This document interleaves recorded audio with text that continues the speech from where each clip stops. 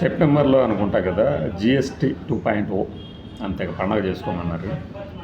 మరి ఇప్పుడు కోడిగుడ్డు 10 రూపాయలు అయింది, 5 రూపీస్ నుంచి 10. మనకి సన్ఫ్లవర్ ఆయిల్స్ ఏవైనా సరే కనీసం 150 పైన రేటు ఉంది. ఒక 15 రోజుల క్రితం ఎంత ఉండేదంటే ఒక 130 అట్లా ఉందనుకుంటా. డాలరు రూపాయి ఎక్స్చేంజ్ వాల్యూ వచ్చి 91 అయింది కదా, అందుకని రేట్లు పెరుగుతున్నాయి అనే చావు తెలివితేటలు ప్రదర్శిస్తున్నారు. 88కి 91కి ఎంత తేడా ఉంది? 3 రూపాయలు. ఈ 3 రూపాయల్లోనే లీటరు సన్ఫ్లవర్ ఆయిల్ 20 రూపాయలు పెరిగిపోద్దా? అంత తేడా. కొన్ని కూరగాయలు ఏమైనా తక్కువ ఉన్నాయా? ఓ పక్కేమో డేటా చూస్తే మనకి ఇన్ఫ్లేషన్ వచ్చేసి చాలా తగ్గింది అని చెప్తే, ఇన్ఫ్లేషన్ తగ్గిందంటే మరి కూరగాయ రేట్లు పెరిగినాయి. బియ్యం చూస్తేనేమో 75 కేజీల బస్తా 25 కేజీల బస్తా మినిమం 1200 నుంచి 1700 దాకా ఉంది. ఇంకా బ్రాండ్ పేరుతో బాధేసుకుంటూ పోతే ఎంతైనా రేటు పెట్టచ్చు. నేను లోయర్ బేస్ నుంచి ఓ రేంజ్ వరకు బేస్ వరకు చెప్తే కూరగాయ రేట్లు కూడా ఎట్లా ఉన్నాయి మనకి? కనీసం 60 రూపాయలు ఉంది ఏ కూరగాయలు తీసుకుంది. ఇప్పుడు కోడిగుడ్డు అంటే 10 రూపాయలు. సుగుణ చేసిన సెంటర్లో ఒక రేటు ఉంటుంది, సూపర్ మార్కెట్లో ఒక రేటు ఉంటుంది, రోడ్డు మీద అమ్మేవాడి రేట్ ఒకటి ఉంటుంది. మరి చికెన్ ఏమో 300 అయిందండి, మటన్ ఇక 600, 700, 1100 ఎంత పెట్టేవాడికి పెట్టినంత.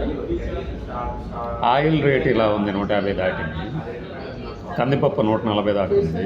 మినప్పప్పు అంతే అదే రేట్లో ఉంది. పల్లీలు అనబడే వేరుశనక్కాయలు కూడా 170 దాకా అమ్ముతున్నారు కేజీ, 140 నుంచి. మళ్ళీ బ్రాండ్ వేరు, బ్రాండ్లు వాయిచ్చేస్తారు. డిమార్ట్కి వెళ్తే ఒక రేటు, బయట ఒక రేటు ఉంటుంది కదా. ఇడ్లీ రవ్వ 50 దాటింది, గోధుమ పిండి 50 దాటింది, బ్రాండ్ అయితే ఇంకా ఎక్కువ ఉంటుంది. మరి గోధుమలేమో కేజీలు అదే రేటుకి ఇస్తున్నారు. గోధుమ పిండి ఎందుకు రేటు పెరుగుతుంది మరి?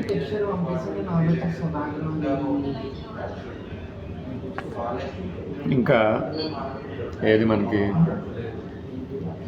ఇడ్లీ పిండి, మినప్పప్పు, కందిపప్పు, గోధుమ రవ్వ, బొంబాయి రవ్వ 2 సమానం అయిపోయినాయి, పెరిగిపోయింది. అసలు 80 పైనే ఉంటుంది కనీసం. కనీసం ఎందుకు? ఎక్కడ పోయింది? Where is my GST 2.0 festival? రేపు క్రిస్మస్ రాబోతుంది. క్రిస్మస్ నుంచి సంక్రాంతి దాకా పండగ సీజన్ మొత్తం 20 రోజులు దాకా. ఏం కొనాలి, ఏం తినాలి? రోడ్డు మీద పడి ఏది దొరికితే తింటారా? ఏ ఆయిల్ చదివితే ఆయిల్లో మళ్ళీ పామ్ ఆయిల్ రేటు 100 ఉంది. దీనికి కూడా మనకి లీటర్ కాకుండా 750 గ్రాములు ఈ వేసే మాత్రం మళ్ళీ అదొక మాయ. పండగ ఎక్కడ చేయాలి సార్ మోడీ గారు?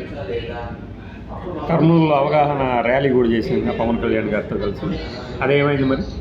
ఎవడైనా సరే సమాధానం చెప్పండి, ఎందుకు పెరుగుతున్నాయి? అప్పుడు పెరిగినాయి, ఇప్పుడు పెరిగినాయి. ఎవడు అడగకుండా ఉండదా? ఎవడన్నా కనుక కామెంట్ పెడితే పగిలిపోద్ది. ఇది నిన్నెవడు కొనమన్నాడు? నిత్యావసరాలు రా ఇవి, నిత్యావసరాలు. మిమ్మల్ని గెలిపిస్తున్నందుకు మీరు ఇచ్చిన రిటర్న్ గిఫ్ట్లు అన్నమాట. దీని మీద మాట్లాడరా మరి? ఇప్పుడు జిఎస్టీ తగ్గుద్దా? మళ్ళీ రైలు ఛార్జీలు పెంచారే, 215 కిలోమీటర్ల దాకా పెంచలేదు అని సన్నాయిన ఒకడు ఈటీవీ ఎంత పెంచారు? 10 రూపాయలు ఎక్స్ట్రా పెంచారు. జూలైలో పెంచిన దానికి 700 కోట్ల ఎక్స్ట్రాగా ఆదాయం వచ్చిందట రైల్వే శాఖకి. ఇప్పుడు పెరిగేదంటూ ఇంకొక 600 కోట్లు. ఈ మొత్తం కలిపి ఏం చేస్తున్నారు? మాకేమన్నా కొత్త రైళ్ళు ఏమైనా వేస్తున్నారు? ఉన్న రైళ్ళు బిక్కేశారు ప్యాసింజర్లు. వందే భారత్ లేపుతారు. వందే భారత్ ట్రైన్ జర్నీ 70 రూపాయలు ఉండే టికెట్కి నేను 150 పెట్టాల్సి వస్తుంది. 150 అంటే ఇంకా ఎక్కువ, 300 దాకా పెట్టాల్సి వస్తుంది.